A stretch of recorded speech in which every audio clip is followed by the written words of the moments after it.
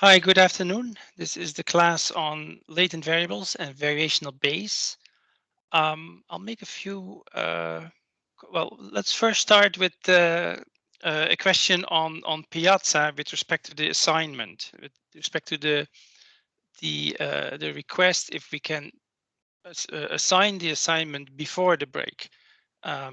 Wouter, perhaps you can respond to that. Yep. Can you hear me? Yep. All right. Okay, so let me just share my screen. Stop. I wanted to just share a window.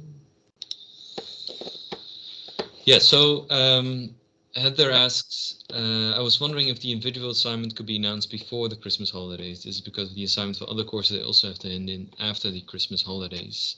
So I understand that yeah, so there's this TUE mandate that we should not give you assignments during the break or before the break, because then you don't get a chance to rest up, and that's probably sorely needed with the lockdown, the renewed lockdown. However, if every class forces you to do the assignments after the break, then you're going straight into a very stressful period, which is also not optimal. So we decided to make the assignment available. You can, if you go to Canvas now, there's a tab that's been made available. It's called Assignments. If you go there, you can see the probabilistic programming assignment. I'll talk about it in a bit, but it should be available to you as of 3:30. So you can have a look at the questions in the assignment. You can try and answer as much of it as possible if you want. The assignment builds off of probabilistic programming 3, regression classification. We originally had that planned for today, but considering that this class, latent variable models and variational Bayes, is a quite an intensive one, and the following classes are also quite intense, we also thought it might be better to distribute workload by shifting the current lecture and the probabilistic programming session, which also means that so this assignment builds off of probabilistic programming 3, but probabilistic programming 3 is, we're going to talk about that. We're going to discuss that Monday, January 10th. So Monday, January 10th is a perfectly appropriate time to get started on the assignment. You can just build off of the material that we just discussed then. You're going to need a bit more to answer all of the questions. Namely, you're going to need today's lecture. And you might also need a little bit from the 4th probabilistic programming session, but that's a single keyword argument, so that should not be too much. So basically, you can look at the assignment, you can actually make it now, you can have a look at all of the videos and lecture notes that are available, you can basically do it now, but it's also fine if you get started after the break if you have the time to do that. Okay, I will go into the assignment a little bit. I'll explain a little bit what needs to be done. I'll also do this after the probabilistic programming 3 session, live class. I'll basically do the same thing over again. So everyone that's not here now, that's not focused on this assignment, that doesn't have any questions now, but might have some questions after the break, you can ask that during the 3rd probabilistic programming live class. So essentially, this assignment is a problem set. So I try to translate the probabilistic models, the math that you see a lot in Bert's lectures. Try to translate that to concrete problem settings where all of these variables have some hopefully intuitive notion. So in this problem set, we're talking about an airfoil, basically a wing.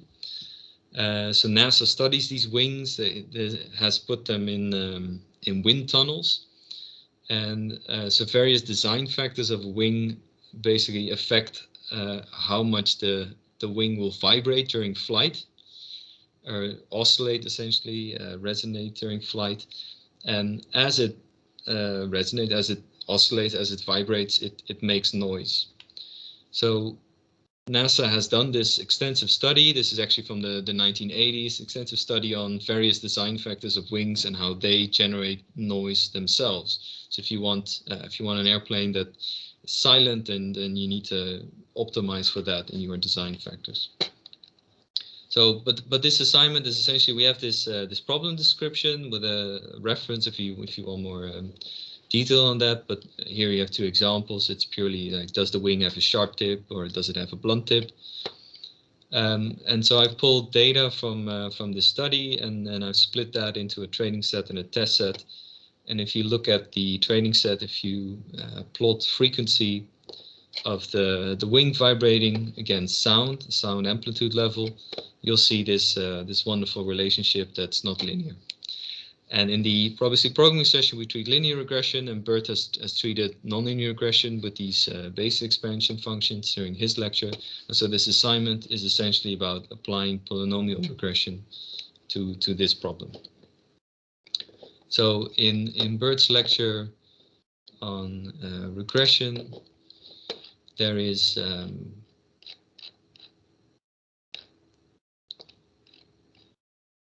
this, maybe it's a bit further down. Yeah, we have these Gaussian basis functions, and essentially during this polynomial regression setting, we have polynomial basis functions. It's up to order D. Well, actually a monomial expansion, but that's let's not go too much into, maybe a bit pedantic. But you're basically given this this description of the model. Well, there's a few hints on how to easily do computations, and then your first the assignment will consist of 6 questions, and in the first question you'll just have to specify a polynomial polynomial regression model of order of a fixed order using Formulab, define a message passing algorithm, and infer a posterior distribution.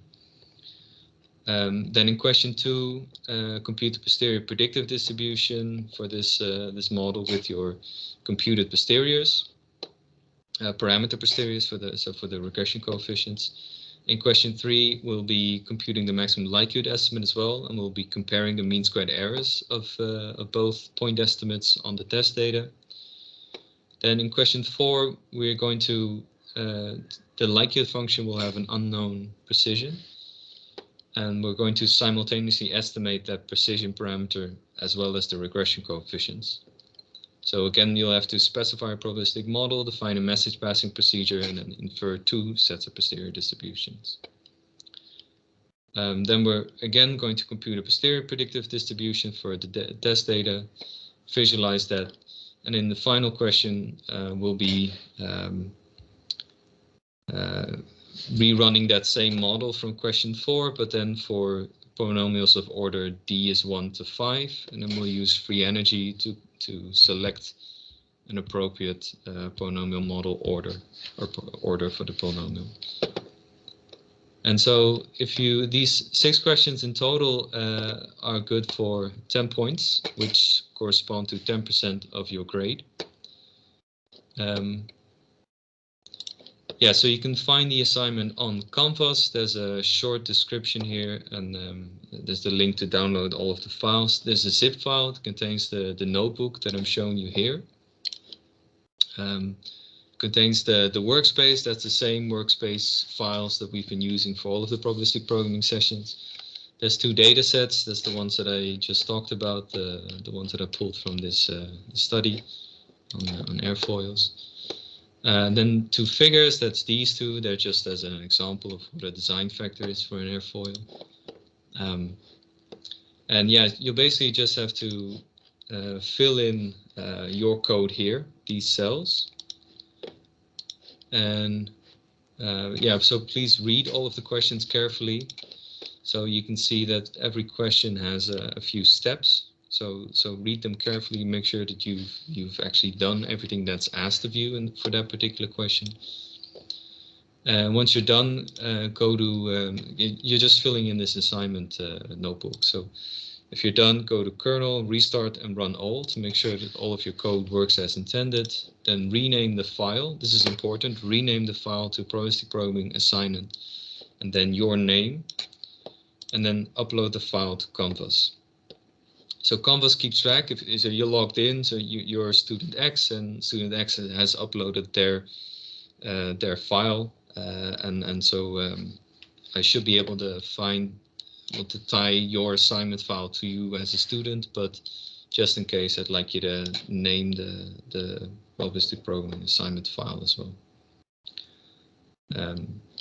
Yeah, and it's so it's available from today 3:30, and the due date is Monday, January 24th at 9 in the morning.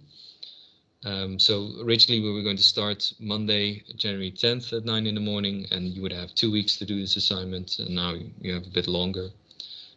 And if you do hand this in, if you hand this assignment in on Monday, January 24th, then you still have a week and a half to study for the exam, or to fully focus on the exam. Yes, that's it. All right, great. Yeah. Thanks. Any questions about it?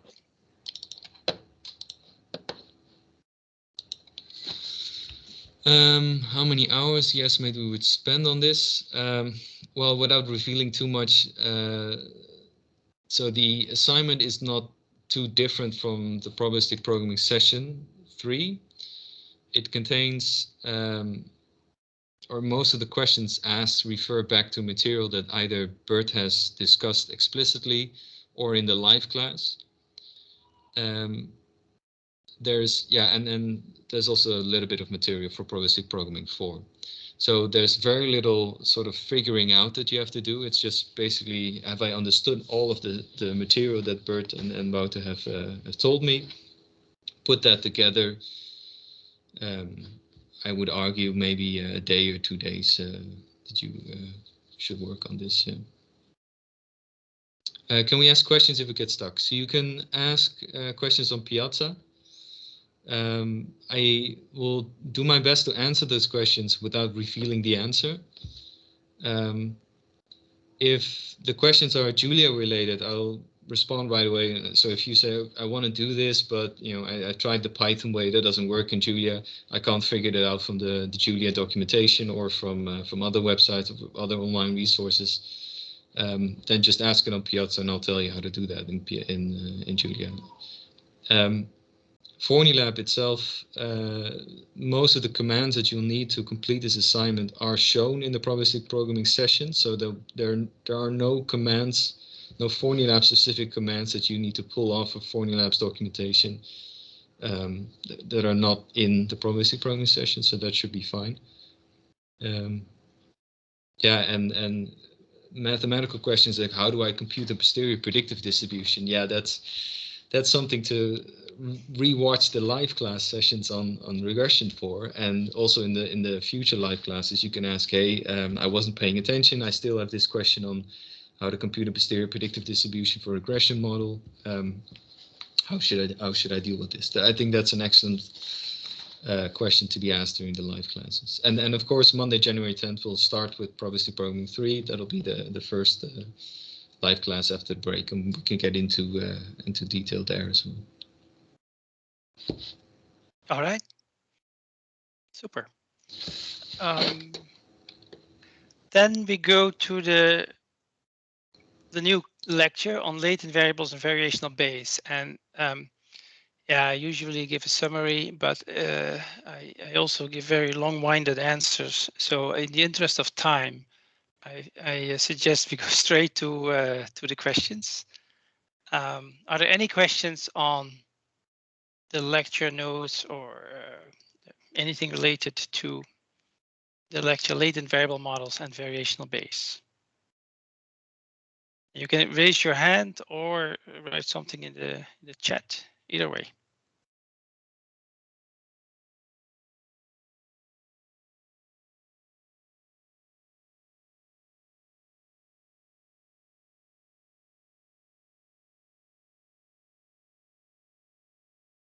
All right.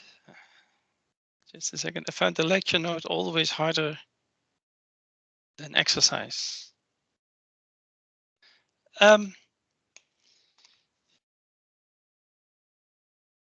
Yeah and no. I mean, the personally, I think the exercises. I'm not super happy about the exercises myself, but it's because we for several reasons. But one of the main reasons is we used to have a written exam, a 3-hour written exam, and because of the scaling of the class, suddenly we have 130 students, and I used to have like 30. So now it's become, for a while it was an oral exam, and now it's we're going to do this multiple choice. So the exams keeps changing. I think what you want to do is you want to go to the homepage of the course and go to the exams. The exams that we gave in the past year, there are 2 written exams. They are very representative. You'll see that the exercises are sometimes a bit too mathematical. Um, I think there's sometimes you need too many clever tricks to solve it. I don't want you to rely on clever mathematical tricks for your exam. Right? So in that sense, I think the exercises are too hard for the exam. Yeah, if your experience is that the lecture notes are harder than the exercise, then you should ask me about what you don't understand in the lecture notes, and then maybe uh, I can answer that. But I think the best preparation, I think you want to do the exercises, but don't sweat it too much if you don't get all the exercises in a first sitting.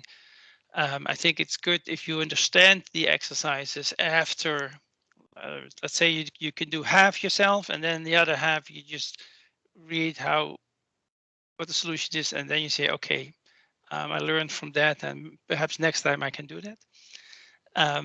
But particularly look at the old exams. I think that's more representative. Next question. In the FEM code example, visually I can tell, but how does the algorithm know there are 2 classes?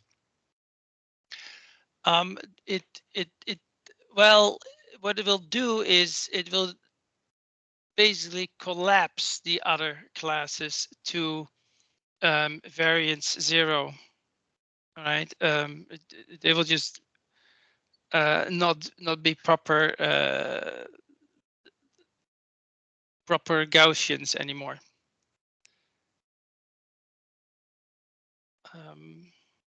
Are we having oral exam or still written one? Because I saw a written one in my calendar. There is a written exam. It's a 3-hour written exam. It's a multiple choice exam. So if you just go to the,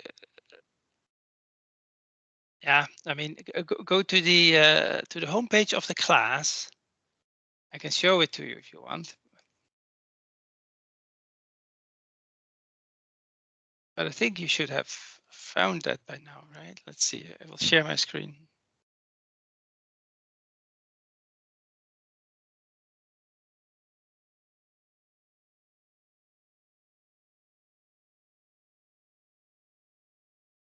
All right, so yeah, that's like my entire,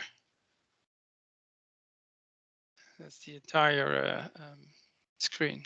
I hope there won't be any bad notifications. But anyway, so here is the home page, and then here exam preparations. Here are all the exams. So just download these or look at these.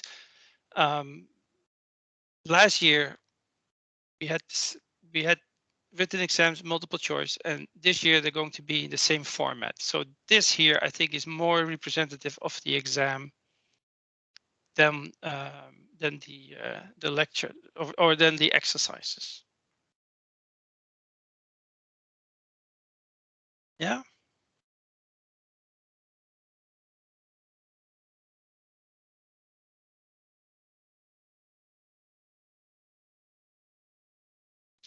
Yeah, there is a question on the kafi approach, and this is a good one. Let me just open up my screen and.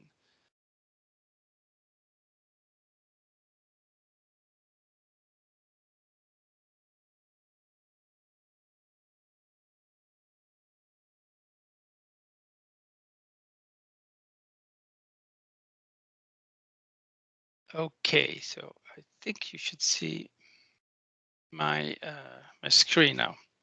All right, so I'll get there, but I'll do my little summary anyway. So let's say that this is your data set, all right? And this looks pretty much like the apple and oranges classification problem, right? These, do you see? I think you see my mouse, right?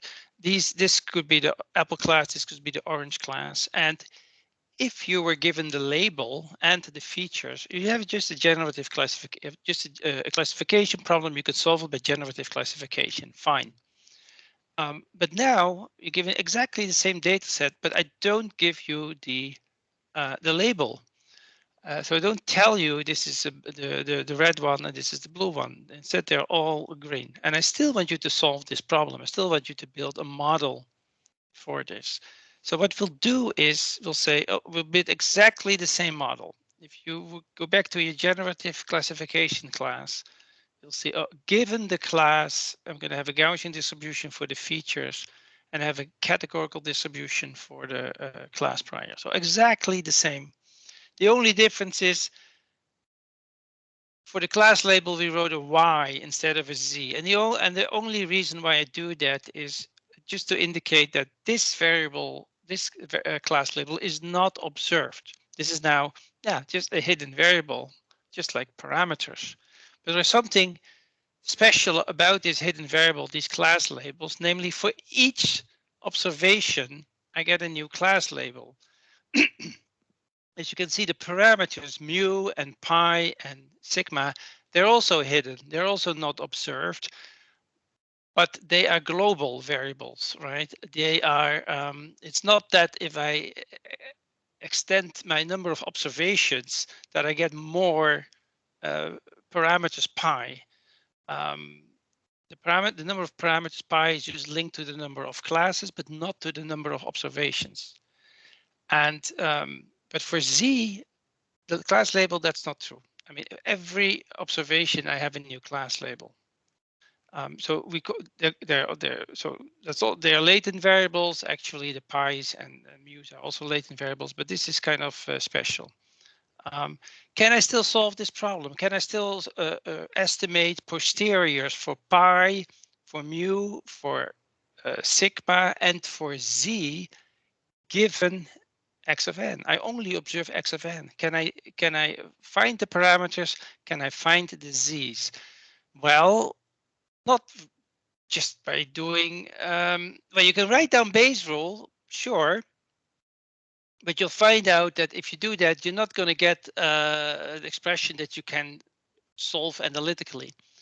So there is this method that we introduce here, variational Bayes. It's very beautiful and elegant.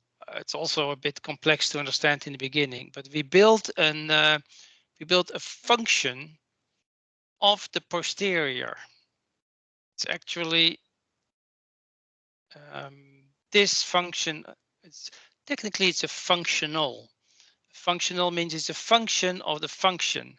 So f here is a function of q and of p. P is the prior or the generative model, if you will. But q is going to be our posterior. It's defined. This the generative model is defined like this. And so if we would fill in a generative model that has both, let's say, observations x and hidden variables z, and z may be parameters or these latent classes, and I have also some observations, then this free energy, yeah, basically evaluates to this expression. Now, there's something interesting about this expression. It's just a function of q, functional of q. Q is the posterior over the parameters pi, sigma, and mu, and the class labels z, right? But there's something interesting. This is a KL divergence. That means that no matter what I choose for q, is always going to be greater than 0 or greater equal than 0. And it's only equal to 0 if this Q here is exactly the same as the P. That means if I choose for my posterior, I basically choose the Bayesian posterior, because this P of Z given X hat is the Bayesian posterior. So if I do just, let's say, if I choose the Bayesian posterior, then F is minus log evidence. So the free energy dysfunctional is an upper bound on minus log evidence. On the other hand, this log evidence is not a function of Q. So minimizing log evidence, minimizing F is the same with respect to Q, is the same as minimizing this first term with respect to Q. And I just said that it's always greater than 0. And the minimum, namely it equals 0, is obtained if Q equals the Bayesian posterior. So by minimizing F, if I can do it perfectly, right? If I can do it perfectly, then I find for my posterior, I find the Bayesian posterior, basically Bayes rule, and F will also give you basically the evidence. So I can do full Bayesian inference by minimizing F. Now that's important because Bayesian inference involves integrals, right? These integrals that you do for evidence calculation. And we have transformed it now to an optimization problem. It's no longer an integration problem, it's an optimization problem. And we're generally mathematically much better in optimization than in integration. There's very good toolboxes for optimization. So that's a step in the right direction. So this is the framework. Now then, when we fill in models for the generative models, then you look at that expression for the free energy and you say, you know, I still cannot minimize this, but this framework allows you to add additional constraints on Q. And that's sort of the beauty of it. It becomes a constraint minimization problem. You can say, well, my Q, I will only allow Gaussian posteriors, and maybe then the optimization problem is solvable. Or I will allow only for Q, let's say that all the components are Q, the posterior for the components of Q are independent, right? So I can add new conditions that makes the optimization problem solvable.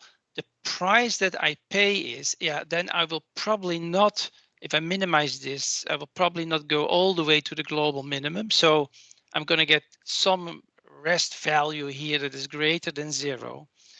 My Q will just be an approximation to the Bayesian posterior, and F will just be an approximation to minus log evidence. So in practice, while this is where we start out, but in practice, if we start adding constraints to Q to make the optimization problem doable, I'm going to do approximate Bayesian inference. I'm going to get an approximate posterior and I get approximate evidence. These results may, in practice, be totally usable. I mean, you can solve your practical problem with it, and so then it's a really good deal. You suffer a little bit of accuracy in your answer, but at least you get an answer, right? Doing full Bayesian, perfect Bayesian inference may just not be computable. So this is a great method. Now, then here's a section on what kind of constraints are there. You can do mean field. It means basically constrain the posterior into some independent factors, or you can say, nah, I just want to allow it to be a Gaussian or a gamma distribution. The EM algorithm is another one that I kind of put to the optional slides. But it turns out that this particular constraint, if we do a mean field constraint, then you get a nice update equation.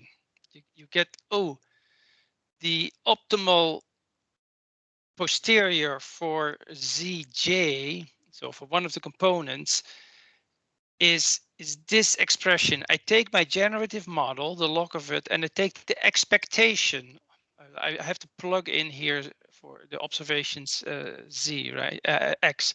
And I take the expectations with respect to the solutions for all the other components of z. That's what this expression means. It's very shorthand, but here is what q minus j means, right? So basically you integrate out all the variables z, not j. And so on the left hand side you'll get an expression just in zj, and that's that's the optimum. Problem is this optimum q star for zj, it's a function of q star for the other components. And so you have a chicken and egg problem, because in order to solve for j, I need the solutions for j plus 1 and j plus 2 and so forth. And in order to solve for j plus 1, I need a solution to j. So the kafi approach is basically a coordinate ascent. You solve this, you just choose initial posteriors. They could be very broad. Initial posteriors for all components. And then you solve them one by one. You say, okay, now I'm going to update for, let's say, for j equals 1 based on my initial solutions. And I do that for j is 2 and for j is 3 and so forth until j is whatever, j is m. And I just do it again now, because now my qj stars have been updated to new values. So I can plug them again in on the right hand side and make new updates. And then I plug them again in on the right hand side and make new updates. So I get an iterative, called coordinate ascent approach, sort of based on the gradients over the, I do coordinate by coordinate. That's what kafi is.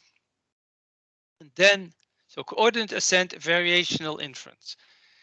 Then we're going to do that for the Gaussian mixer model. Now the Gaussian mixer model, and this is also why we chose it here, happens to be a model where you get analytical answers for these equations. It just happens to be so. It happens, yeah, because everything, I mean, it's because it has to do, of course, with it's Gaussian and categorical, and it has all these nice properties. So it's a bit of an accident. But so here is my Gaussian mixture model, right? I have observations x of n. Pi is a hidden variable, as a parameter. I have to estimate it. Mu of k's are hidden variables. I have to estimate them. Lambdas of k's, I have to estimate them. Hidden variables. Z n of k. So for every observation, and I have a new zk, also hidden. Also have to observe them. Have to estimate them. So it's what do? We start with priors. Actually, we also start with a prior on the zn case, right? I choose priors as we've done before. That means for the categorical, I choose a Dirichlet prior, and for Gaussians, I choose Gaussian priors. So we choose just the conjugate priors. These are all conjugate priors. So now I have a model here, and I have conjugate priors, and then I just plug that all in and so then I can plug that in the kafi method. And if I then make this particular factorization constraint, namely that I say, oh, the posterior over all the hiddens, I can separate them in a posterior over the parameters times a posterior over the class labels. So I explicitly say here, my assumption is that this is not QZ given the parameters times Q and then the parameters, right? I say here, no, they are independent. That's just an assumption that we induce. That would be an assumption that is hard to find a priori, right? I mean, that's why the person who discovered this wrote a paper about it, and so it's a published paper, right? So it's a research result. It's not like a triviality here. But the point is that the kafi method and this free energy minimization method allows you to do that. It allows you to introduce extra constraints on the posterior. If you introduce this constraint, and then you just have to go to Bishop's book, then all these update equations roll out for the parameters and also for the z and k's. So here this is how we learn all the parameters. And do you need to be able to derive this? No, of course not, right? Because this has been, I mean, Bishop uses, I don't know, like 5 pages for it with all kinds of clever tricks. It just so happens, and that's why I show it, that it comes out nicely. And if you then look at these equations, you kind of recognize them, and you say, okay, I can interpret what's going on here, right? What's really happening then is, so you start out with priors. You start out with priors for the parameters and priors for the class assignment. And so the priors for the parameters gives you these clusters.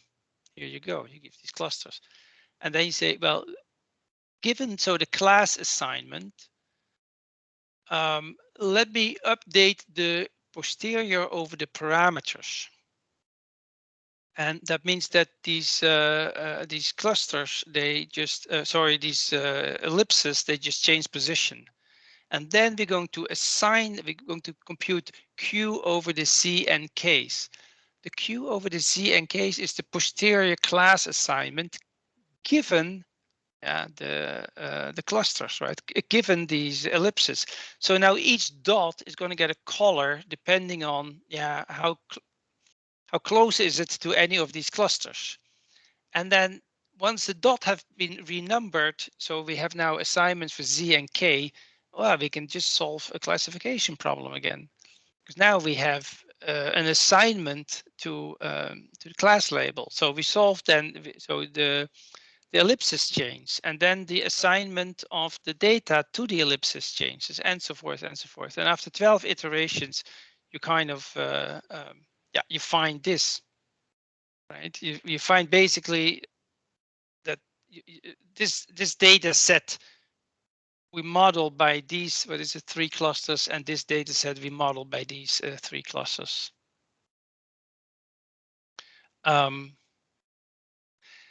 Yeah, that's how that works. From my viewpoint, you don't really need to know a whole lot more than that, what I just told you. So the reason is that variational Bayes I think it's extremely interesting. I think it's the future of machine learning and future of information processing. And part of why is something that will become clear in the next few lessons. It's really a big topic. It's also a topic that has to grow a little bit on you because you probably haven't seen it before. These functionals, F, right? Where is it? They come from statistical physics. This is a method that comes out of the physics community. It's related to Lagrangians and variational calculus. So it's not something that is extremely intuitively clear at the beginning for engineers. We haven't seen this before, but if you are a physicist, then you recognize this probably, and the term mean field will also mean something to you if you come from statistical physics. So, but for an electrical engineer and for a mechanical engineer, this may not be something that you immediately grasp. So that's why I wanna present it, and I would love for you to try to understand that there's actually a root to it that is very similar to how we derived probability theory, namely the same sort of axiomatic approach. by which was I think first derived by these guys Shore and Johnson, but there may be others even before that. But the idea is that it's the same thing as we did with probability theory, where we say, okay, now if I have a probability, if I have a set of probabilistic assumptions and some new information becomes available, and I need to update my probability distributions, right? So what should definitely hold, right? Like local information has local effects. Yeah, that makes sense, right? And so then Katica and also Shore and Johnson worked that out, that if you make some very reasonable assumptions, then you must use this function. This is the function to minimize, right? And this is basically the negative free energy, the negative Kullback-Leibniz divergence. So there is, in the same way that probability theory kind of follows from really basic assumptions, variational Bayes also follows from really basic information theoretic assumptions. You almost cannot get around it. You almost cannot do it any other way. If you want to be, if you do it in any other way, you will violate these assumptions, and they sound extremely reasonable. And the same formula has been derived from a different set of assumptions that also sound reasonable. So people are pretty convinced that, yeah,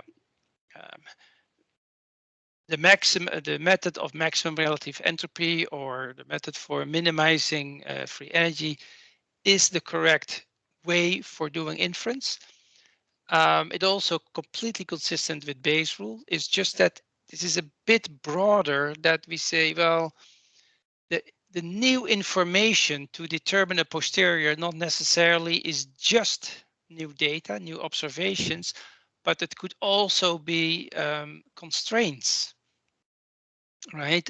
So that's what we just talked about, namely, yeah, I can make observations, and then I can come up with a posterior, and Bayes' rule will do that. But this framework, and Bayes' rule by itself doesn't support that, but this framework will also support if we say, no, we only want the posteriors to be a gamma distribution or Gaussian, or we consider some factorization constraints on the Q. And that is important, adding these constraints, because that makes it computable. That makes that we can actually solve this optimization problem. We get an approximate answer, but that's in practice usually good enough. And so we can play in this space of creating a simple to solve optimization problem that may not be totally accurate, or but may be useful, right? So, and that's yeah, it's enormous powerful framework, because this method, variational Bayes, makes it possible to scale to large problems, to systems with really a lot of hidden variables. So you can, let's say, from my viewpoint, the future of machine learning is about automating minimization of free energy. Once we can do that, if we have good toolboxes for that, yeah, then you just write down whatever big model you have, and you say, yeah, and here's a set of observations, and press a button, right? It turns out that free energy minimization, what we talk about here, so variational Bayes, can also be translated to message passing. And we're not going to go into that in this class, but in the end, free energy minimization will just have a message passing implementation. So everything in the end will just be passing messages on graphs, right? And so all this math in the end will be able to capture it, at least that's what we work on in our lab, in a toolbox that will automate message passing on a vector graph, and that will compute the evidence or the free energy, and will compute the posteriors, and thereby do Bayesian inference. I'm not sure if I answered the kafi question about GNM. I think so. All right. from my understanding, with more iterations, it will converge into 2 because I still see 6 classes even with 12 iterations. You are correct. You're correct. You see these 6 classes with 12 iterations. Yes, if you, I mean, ideally, you would converge to 2 classes and the other classes will just disappear. That would be the best optimum. But you can, of course, get stuck in a local optimum and be left with 3 classes or 4 classes, right? Then the next question, is this method already applied in practice? Yeah, this is this kafi method is applied very widely in practice. This is there, you know, there's 3 big approaches to doing Bayesian inference. There is analytical solutions. This works nicely if things are Gaussian, have categorical distributions, right? But big models for complex problems usually are not completely Gaussian. So then you have to come up with alternative methods. Now, there's a really big class of solutions called Monte Carlo methods, Monte Carlo sampling. This works great, but there's a lot of tuning parameters and it doesn't really scale well to large problems because it's also a stochastic method. So I'm not a huge fan of it, but I mean, I would say 90% of what's currently implemented are based on Monte Carlo sampling. It's just that you usually have to wait for a long time for your answer because it doesn't scale really well to large problems because it's a lot of yeah, in a sense it's almost a brute force method.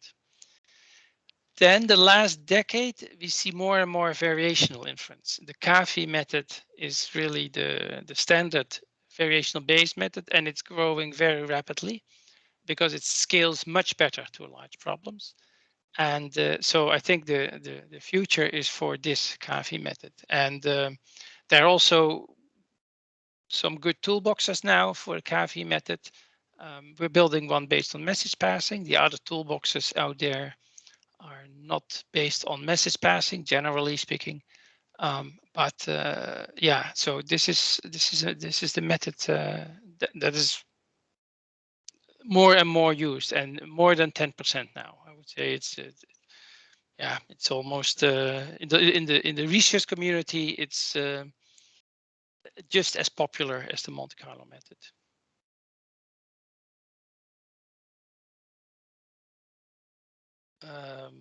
This is clear. Interesting anecdote.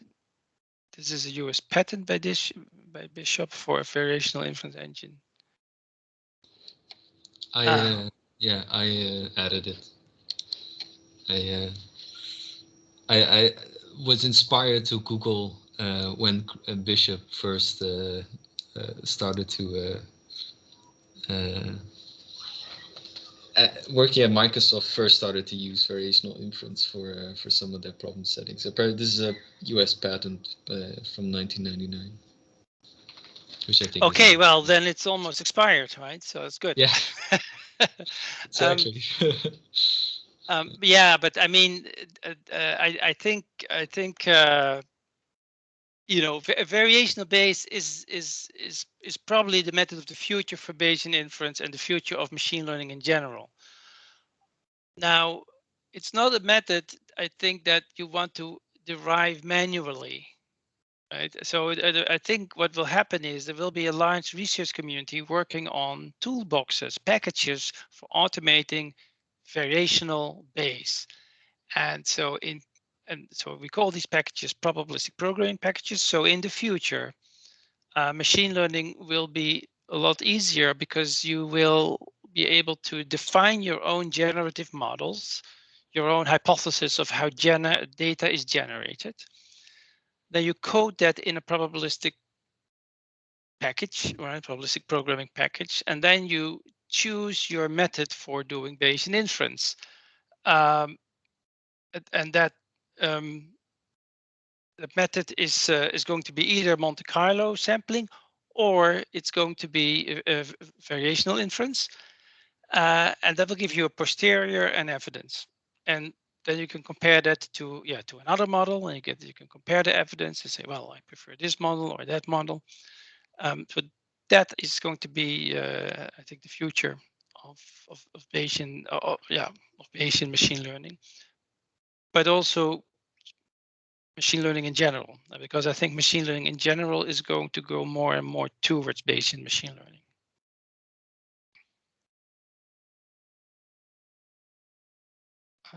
Let's see.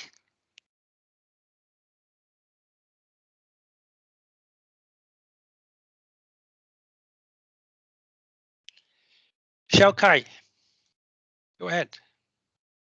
Yeah, I would like to ask about the questions that can you give me a general pictures about what is exactly the difference between Bayesian machine learning and traditional machine learning? Yeah, sure. I mean, well, without going to definitions, Bayesian machine learning is a commitment to probability theory. It is a commitment to doing machine learning by probability theory. Machine learning in general, I would say, is the effort of solving tasks through a model, and you train that model on a data set, right? So you want to solve some task, a prediction task or a classification task, whatever, and you say, okay, I'm going to play the following game. I'm going to propose a model. The model has lots of parameters, and I have a big set of examples, and I'm going to train that model, and then I'm going to use that trained model to solve my task, to make a prediction or a classification. I think that's what machine learning is about. Bayesian machine learning is we commit to doing everything by probability theory. Partly based on the reasons that I talk about in this class, I think it's the correct way to do. I don't think there's a whole lot of argument about it in the machine learning community, that Bayesian machine learning is fundamentally a very sound way of doing machine learning, right? Machine learning is about dealing with uncertainties. Uncertainties about prediction is about, the future is uncertain. And when you get a fruit, then it's uncertain whether it's an apple or a pear. And the observations you make, the pixels, colors that you get in your camera, well, that's just an information source that can reduce that uncertainty. But the whole thing about machine learning and applying it is about resolving uncertainty. And the proper calculus is probability theory. So I think most everybody agrees, everybody of course, but a lot of people would agree Bayesian machine learning is the proper way of doing machine learning. The only or the most dominant objective is, aside from for some very simple Gaussian models, I can't get nice analytical answers or closed form answers in Bayesian machine learning. I have to go to approximate answers or approximate solutions, or to at least to some numerical methods. So what we do in this class is mostly still focused on explaining Bayesian machine learning. First, the connection to why probability theory is really a good, is the calculus for machine learning. And then making analytical solutions for simple models, for simple regression, simple classification. So we later we'll do for dynamic models, we'll derive simple solutions. But there's also a little bit where we say, and for instance, in this class, now what if you can't solve it analytically? And then you'll see, okay, we could have taken in this class we go the Monte Carlo sampling way. That will be totally fine. I think just looking towards the future of machine learning, that variational Bayesian machine learning is going to be the more dominant method. So I choose to treat here variational Bayes instead of Monte Carlo sampling. So I think that, but variational Bayesian machine learning is something that is under development. So we showed here the kafi method for Gaussian mixture models, and it's you still get a beautiful answer. But what if it's a mixture of Gaussian gamma of gamma models with something special, right? With some dynamics and so forth, and then you don't get these answers. Yeah, well, then you have to minimize your functional in other ways. You have to add new constraints and come up with, yeah, basically a method for minimizing generally free energy functionals. Now, this is a hard problem. It's an unsolved problem because a free energy functional, you can imagine that if you are in a signal processing context, or if let's say in a drone or in a self-driving car, this free energy functional is first of all a function of time, because it's a function of observations. Observations come in over time, so this free energy functional switches over time. You may have 100 variables, so now you have a function of 100 variables and it's time varying, and you want to minimize it. Yeah, you can't say f min in MATLAB. It's not going to solve it. So there's a whole research community on, okay, how do we minimize these functionals? And of course, that's beyond this class, but that's where the research on machine learning and Bayesian machine learning is working on. We do it in my lab as well. We do it with message passing. Others people do it with other ways. And I think that's sort of where in the future also how neural nets are going to be trained, because yeah, one thing about neural nets, of course, is it would be much nicer if we could just compute the evidence for a particular architecture rather than having this validation and test sets and everything. Wouldn't it be nice if you would just get a posterior over your weights and the evidence for a particular neural net? And you say, okay, and here's a second neural net, and I give it the same data set, and here's my evidence of that neural net. So I will choose the one that have the highest evidence done. Right? That would be much nicer, because then you're not dependent on choosing test sets and validation sets. And no, you just have a proper framework. So that's where why machine learning in the future is going to shift more and more to Bayesian machine learning. But also, I mean, currently, of course, most machine learning is not yet Bayesian in practice. Practice always lags behind the theory. So that's what I mean by Bayesian versus non-Bayesian machine learning. Yeah. Yeah. Yeah. Thanks. Very clear. Oh, okay. Okay. Okay. We are an hour into the class. Any more questions?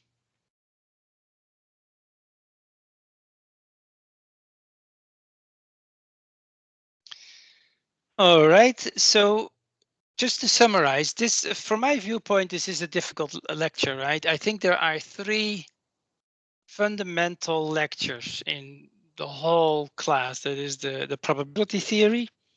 So that's, I think, lecture 2, right? Lecture 3, Bayesian machine learning as an, the formulation of Bayesian machine learning. Propose a model, observe data, do inference, compute evidence, and to test your model, and then basically do your application. Everything as an application of probability theory. You don't have to come up with an algorithm for prediction or classification. You just compute your posterior probability for whatever you want to know, given whatever you happen to observe. And then you work it out with probability theory. That's it's a good class. Then this class is also a fundamental class, namely, what if these formulas cannot be computed analytically? Well, then you have 2 big methods. One is Monte Carlo sampling. It's a great method, but doesn't scale well. And this variational Bayes is less,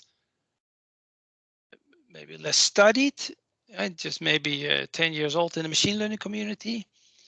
But it has the future, and it is extremely powerful. And it is this method scales to very large systems. you don't see that in this lecture, right? A variational base is something we can do an entire, let's say, a class on with. Here we do it in one lecture. So I don't expect you to know all the ins and outs of variational base. I don't expect you to derive the update equations for G and M. I expect you to understand the concept of how did we arrive at a free energy functional, and the concept of how, if we minimize that, that indeed this leads to Bayesian inference, because we get an approximate posterior and the free energy is a proxy for the evidence. And also that you understand that by manipulating some constraints on Q, by saying, well, I can factorize it or just allow Gaussians, now we're doing approximate Bayesian inference, but that these constraints may actually help you to solve the optimization problem, and you can then for instance, do message passing, or you can do whatever optimization technique happens to work. So that's sort of the level where I want you to be. So mostly a conceptual understanding and possibly with some guidance, working out of a few equations, but that wouldn't be. I wouldn't rely. You don't need to know any clever tricks like we did with the Laplace approximation, right? Where